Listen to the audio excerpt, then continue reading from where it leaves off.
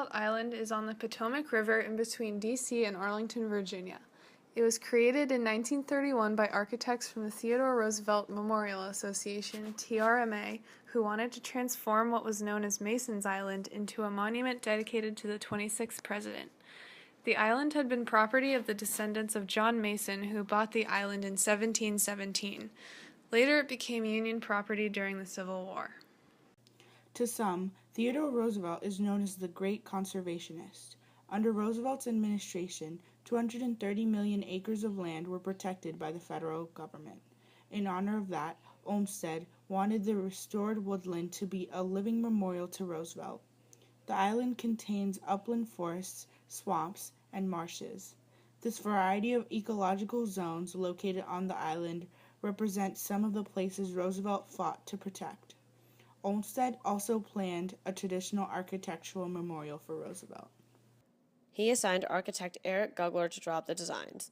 The main part of the architectural memorial is a 17-foot tall statue of Roosevelt.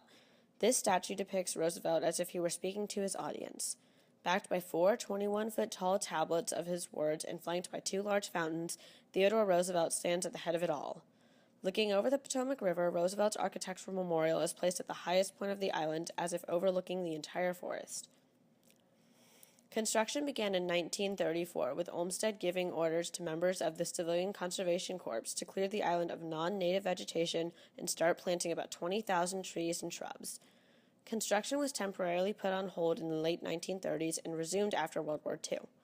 The full forest and architectural part of the memorial were finally finished in 1967. So why do you think that they specifically made this monument here as opposed to the one on the mall or somewhere else? In honor of his conservation, everything conservation about him, and to preserve wildlife, and that's what one of the major things he represented. And so it's sort of, if you're going to give a monument to him, it makes more sense than just putting him in the middle of a busy city.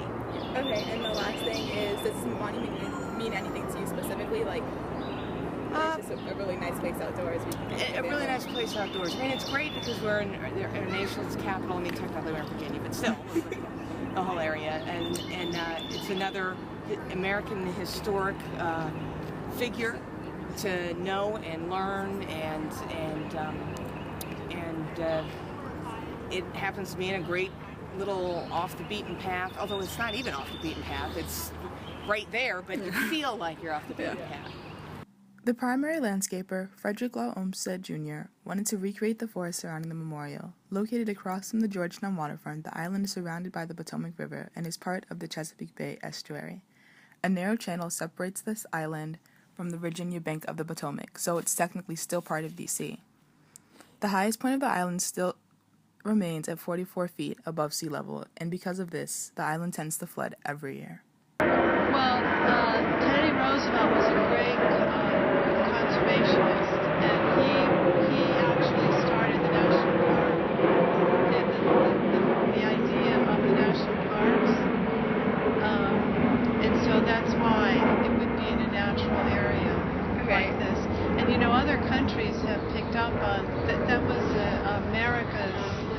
that was first thought of in America, and other countries have picked up on the idea of national parks. And so now you see national parks in Africa, Australia, Canada, all over the world.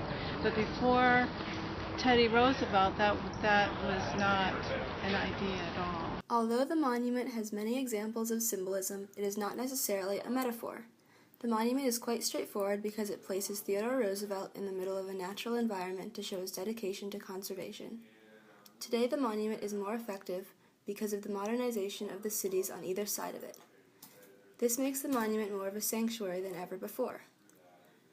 The statue in the middle of the island demands your attention and appeals directly to ethos because it conveys Roosevelt's authority. The many trails that you can take on the island give you an emotional connection with nature, which portrays pathos. The stone tablets with quotes from Roosevelt convey his beliefs in a way that is persuasive. The monument itself, being in a natural area, conveys logos because it is only logical that his monument be placed there. But Teddy Roosevelt, he did a lot of good in his administration, and that they had the foresight to preserve these precious precious areas, and when you girls get older, you'll have to travel the country. You don't need to go outside of the United States. We have incredibly beautiful areas that have been preserved because of that concept of conservation, preservation, and saving these areas for the future generations. In the east here, we have a lot of historical sites, and they're really good to save, but when you go out west and you see the Grand Canyon and you go to Yellowstone and some of the huge areas out west, the beauty just takes your breath away.